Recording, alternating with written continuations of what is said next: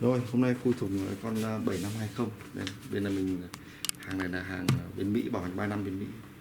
Packing slip. Con này bảo hành đến tháng 12 2022 ở thị trường Mỹ. Việt Nam mình đã nhập khẩu về bảo hành như các máy khác là 1 năm. Khi chuyển vùng về đã quen biết ai mà chuyển vùng về tùy khách hàng, bên này đứng ra bảo hành 1 năm trả liên quan đến thị trường Mỹ.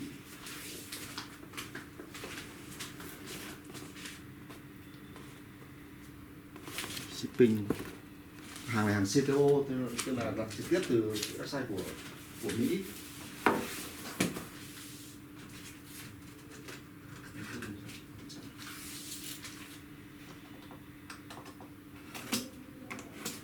Bọn em là bên xây lắp, mua cái máy này để chạy Đúng rồi, bên này đi kia mình đang dùng con bên này, tức là hàng dòng quốc video dòng này chạy tốt nhất để chạy Revit.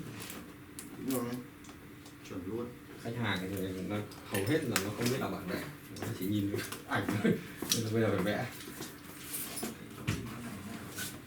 Anh đọc mà cho Core i7 RAM 8GB, ổ SSD 256 cộng 1 TB. Thế thôi, anh ghi số tắt, anh ghi.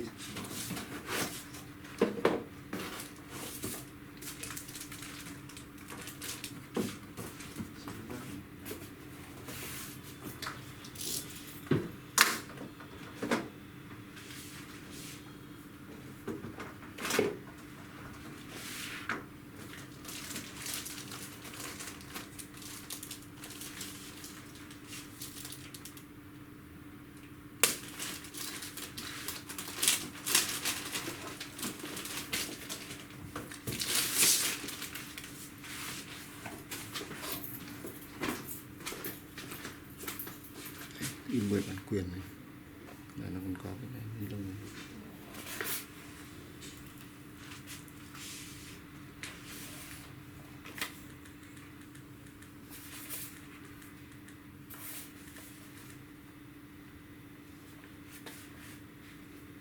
Đây cũng thế.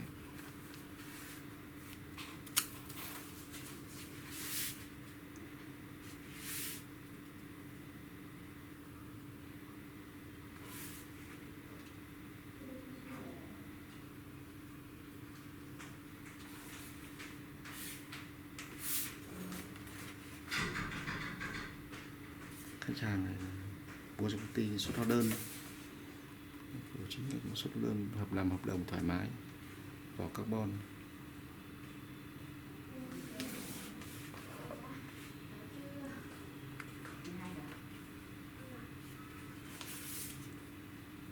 Rồi, video thế thôi. Xin cảm ơn.